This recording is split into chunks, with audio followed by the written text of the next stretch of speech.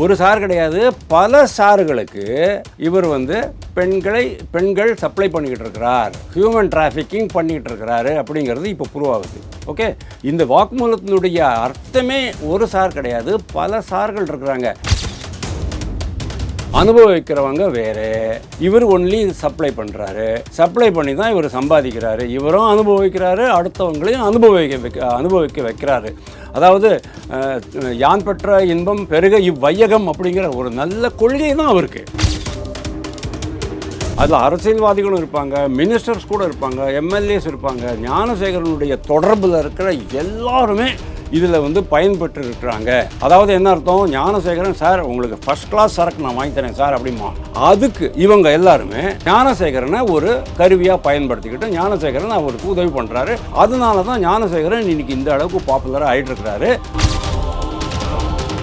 உயர்மட்ட அளவில் இந்த அளவுக்கு செல்வாக்கு வாங்கியிருக்கிறார் சொன்னா அது தம்பி ஞானசேகரன் ஒருவரே. தம்பி ஏன் தம்பி இல்லை, பாவு சாருடைய தம்பி. அவர் சாரா? அது பாருங்க, அவர் சாருன்னு நான் சொல்லலை சாமி. பள்ளி கல்வித்துறை அமைச்சருடைய டிரைவரே இதில் வந்து மாட்டிட்டு இருக்கார் சார். டிரைவருடைய சம் ரிலேஷன்ஸு அந்த பொற்காலம் சார். அதுக்கு தான் பொற்காலம் அப்படின்னு சொல்கிறீங்களா? ஒரு சமயம் பள்ளி கல்வித்துறையில் இன்னைக்கு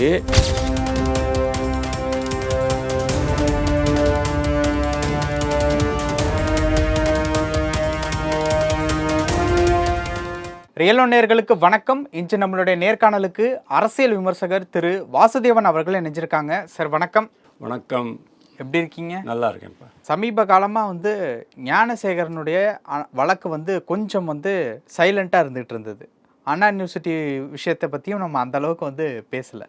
இப்போ மறுபடியும் அந்த விஷயம் வந்து ஒரு விஷயத்தினால வந்து சூடு பிடிக்க வந்து துவங்கியிருக்கு. அது என்ன அப்படின்னு பார்க்கும்போது, அண்ணா பல்கலைக்கழக மாணவி வன்கொடுமை வழக்கில் கைதான ஞானசேகரன் மீது 7 திருட்டு வழக்குகளில் ஞானசேகரனை கைது செய்த பள்ளிக்கரணை காவல்துறையினர் விசாரணையில் வில்லா வகையான வீடுகளை குறிவைத்து காரில் சென்று கொள்ளையடித்ததாக ஞானசேகரன் வாக்குமூலம் என ஒரு தகவல் வந்து வந்திருக்கு. அவருடைய டார்கெட்டே வில்லா மாதிரியான இருக்கக்கூடிய வீடுகளில் தான் அந்த மாதிரி நடந்திருக்கு. அதே மாதிரி அங்கே இருக்கக்கூடிய பெண்கள் நகை ஆபரணங்களும் வந்து இவங்க வந்து டார்கெட் வந்து பண்ணியிருக்காங்க. இந்த விஷயத்தை பார்க்கும்போது நீங்கள் என்ன நினைக்கிறீங்க? நல்ல அருமையான வாக்குமூலம் எடுத்துருக்குறாங்க. அதாவது திருட்டு வந்து பல வகைப்படும். சாதாரண செயின் பறிப்பு, ரோட்டில் ஏபடி திருடன் சொல்லலாம், வீடு புகுந்து கொள்ளையடிக்கிறது அப்படிங்கலாம், இதெல்லாமே திருட்டு தான். கடைகளில் போயிட்டு, சூப்பர் மார்க்கெட்டில் போயிட்டு எதையோ பனியனுக்குள்ளே போட்டுட்டு வருது, புர்காக்குள்ளே போட்டுட்டு வருது, இதெல்லாம் பண்ணலாம், தப்பு கிடையாது, எல்லாம் நடக்கிறது தான். ஆனால் ஞானசேகரனுடைய ப்ரொஃபைல் எப்படி இருக்குன்னு நீங்கள் பாருங்கள். அவர் வந்து சாதாரண ஜேபடி திருடன் கிடையாது, ஹை ப்ரொஃபைல் திருடன், ஹை ப்ரொஃபைல் குற்றவாளி, அப்படி தான் நீங்கள் பார்க்கணும். அதாவது சார்லஸ் சோப்ராஜ் மாதிரி வச்சுக்கோங்க. சார்லஸ் சோப்ராஜெல்லாம் ரொம்ப டாப் லெவல் கிரிமினல்ஸு. அதாவது லோ லெவலெல்லாம் பண்ணிக்கிட்டு இருக்க மாட்டாங்க. என்னுடைய ஸ்டாண்டர்டு ரொம்ப ஹை லெவல் தான். அதுக்கேற்ற மாதிரி தான் நான் வந்து பிளான் பண்ணுவேன், அதுக்கேற்ற மாதிரி தான் என்னுடைய விக்டிம்ஸை நான் வந்து செலக்ட் பண்ணுவேன் அப்படிங்கிற மாதிரி இருக்கும். இவருடைய வாக்குமூலத்துலேருந்து எனக்கு என்ன தோன்றது, அந்த சார் இருக்கார்ல, யார், எனக்கு என்ன தெரியும், என்ன கேட்டால் எனக்கு தெரிஞ்சால் நான் சொல்லிக் கொடுக்க மாட்டேனா உங்களுக்கு, இல்லை போலீஸுக்கு சொல்ல மாட்டேனா? எனக்கு தெரியாது சாமி, தெரியும் ஆனால் தெரியாதுங்கிற மாதிரி தான். ஓகே, ஒரு சார் தானே அல்லது நிறையா சார்கள் இருக்காங்களா? இப்போ வாக்குமூலத்துலேருந்து வந்துருச்சு இல்லையா, ஒரு சார் கிடையாது, பல சார்களுக்கு இவர் வந்து பெண்கள் சப்ளை பண்ணிக்கிட்டு இருக்கிறார், ஹியூமன் டிராஃபிக்கிங் பண்ணிக்கிட்டு இருக்கிறாரு அப்படிங்கிறது இப்போ ப்ரூவ் ஆகுது. ஓகே, இந்த வாக்குமூலத்தினுடைய அர்த்தமே ஒரு சார் கிடையாது, பல சார்கள் இருக்கிறாங்க.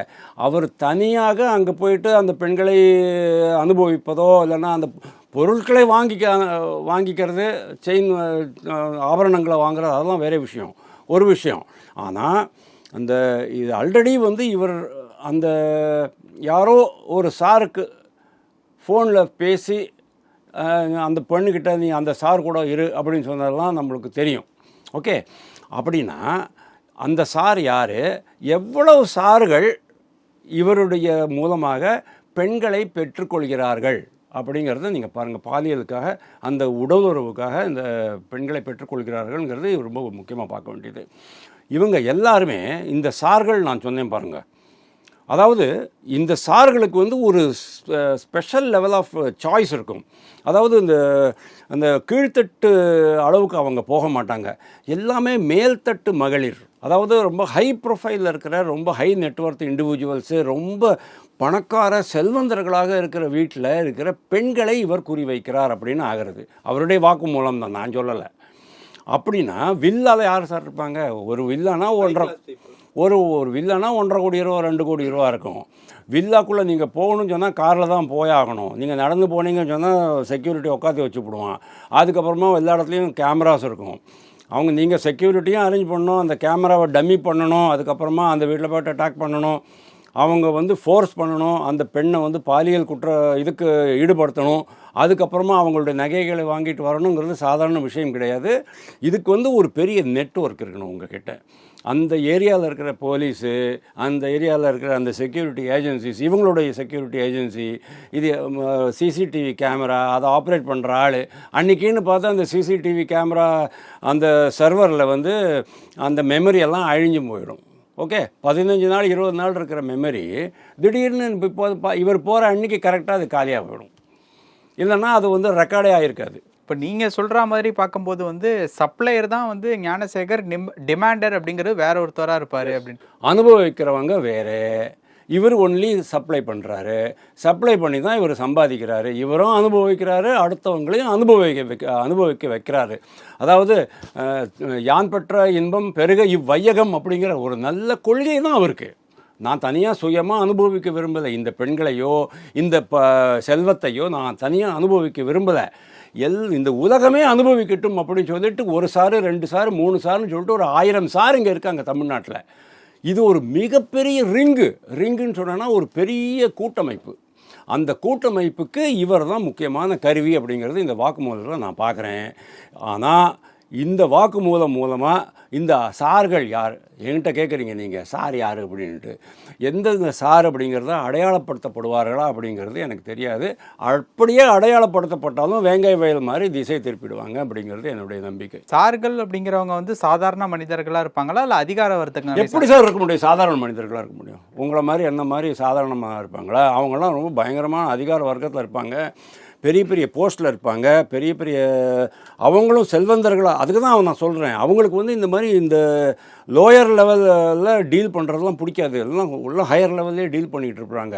அதாவது கிட்டத்தட்ட இது எப்படி வரும் அப்படின்னு நான் சொல்கிறேன் உங்களுக்கு. ஒரு மேல்மட்ட விபச்சாரம் அப்படின்னு சொல்லலாம்.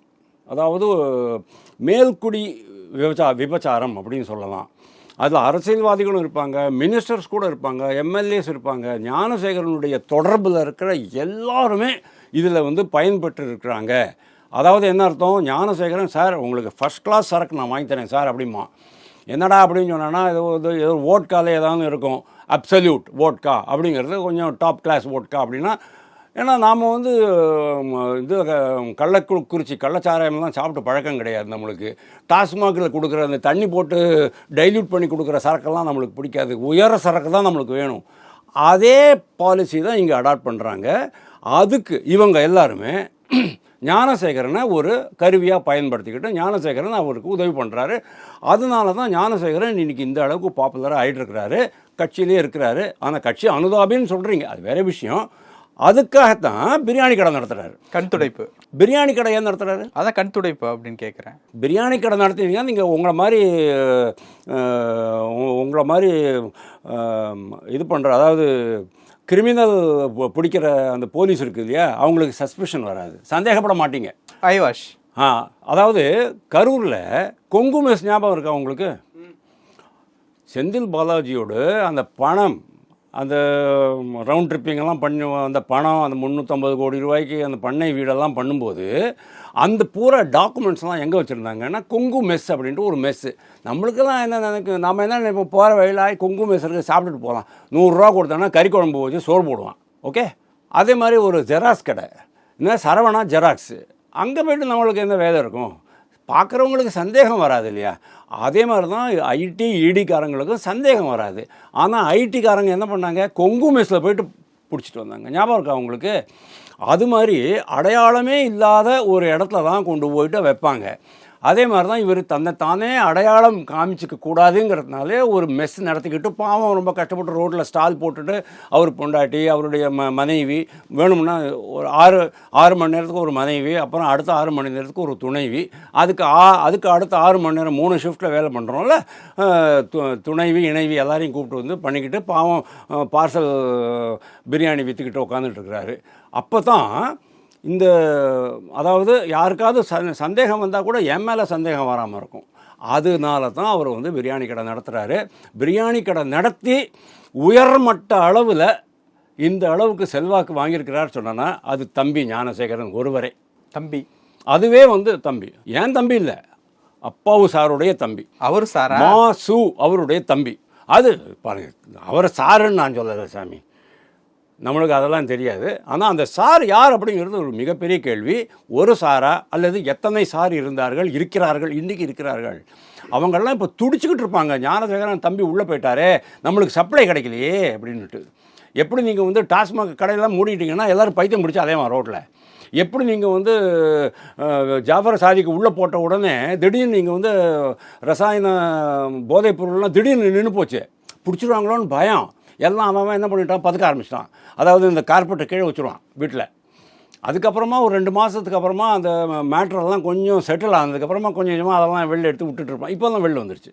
இப்போ வந்து ரசாயன பொருளெல்லாம் கம்ப்ளீட்டாக வெளியில் வந்தாச்சு.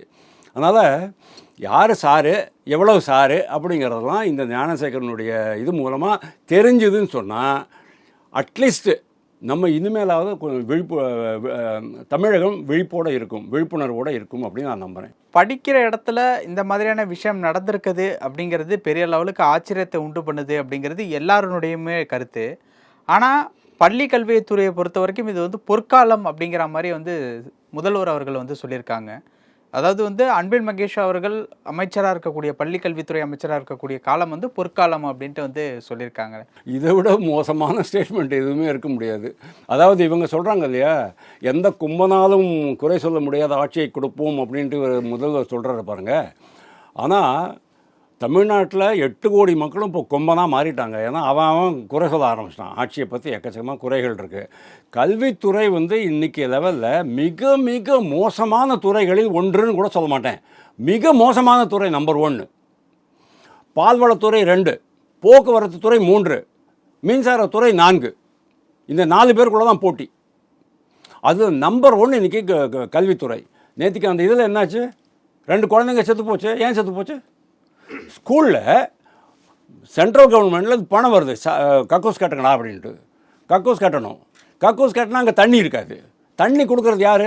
அதுக்கும் நரேந்திர மோடி அங்கே நீங்கள் வந்து கொடுக்கணுமா? தண்ணி கொடுக்குறது உங்களுடைய டியூட்டி, உங்கள் ஸ்கூல் நிர்வாகத்தின் டியூட்டி. ஸ்கூல் நிர்வாகம் என்னங்க பண்ணிச்சு, அந்த 2 சின்ன பெண்கள் அந்த குளத்தில் விழுந்து, புதுக்கோட்டையில் குளத்தில் விழுந்து, சிவகங்காவில் குளத்தில் விழுந்து செத்து போயிட்டாங்க.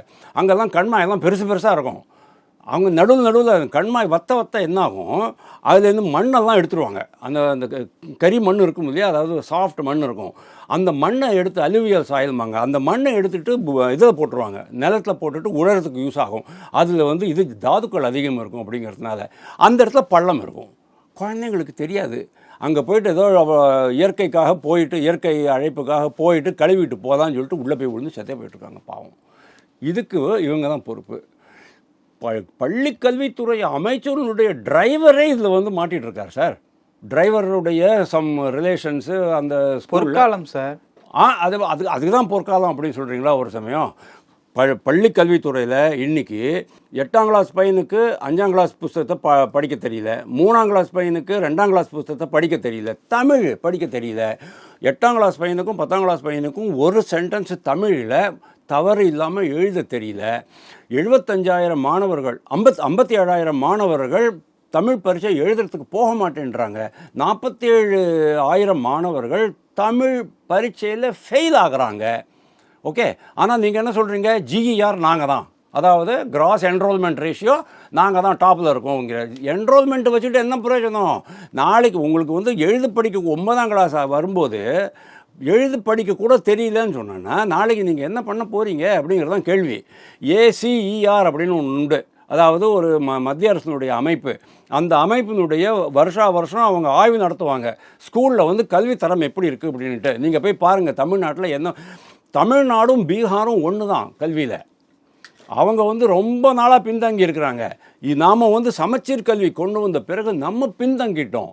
இந்த அளவு கேவலமாக இருக்குது. நேற்றுக்கு பாருங்கள், யாரோ 2 குழந்தைங்க சாப்பிட்டுட்டு இருக்கும்போது மேலேருந்து கூரை இடிஞ்சு விழுகுது.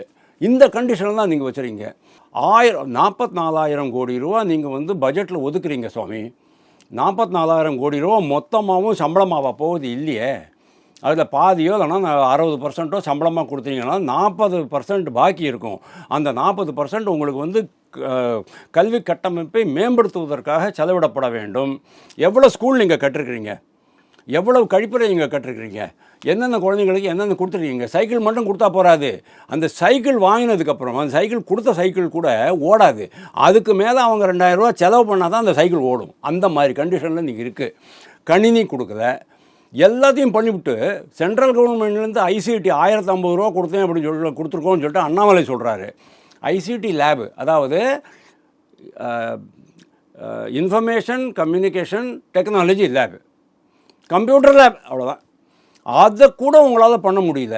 சரி, இங்கேயே லோக்கலாகவே எதாவது டீச்சர்ஸ் அப்பாயிண்ட் பண்ணுங்க அப்படின்னு சொன்னால் கெல்ட்ரானுக்கு, அதாவது பக்கத்தில் இருக்கிற கேரளா மாநிலமான கெல்ட்ரான் கம்பெனிக்கு நீங்கள் வந்து அந்த கான்ட்ராக்ட் கொடுக்குறீங்க.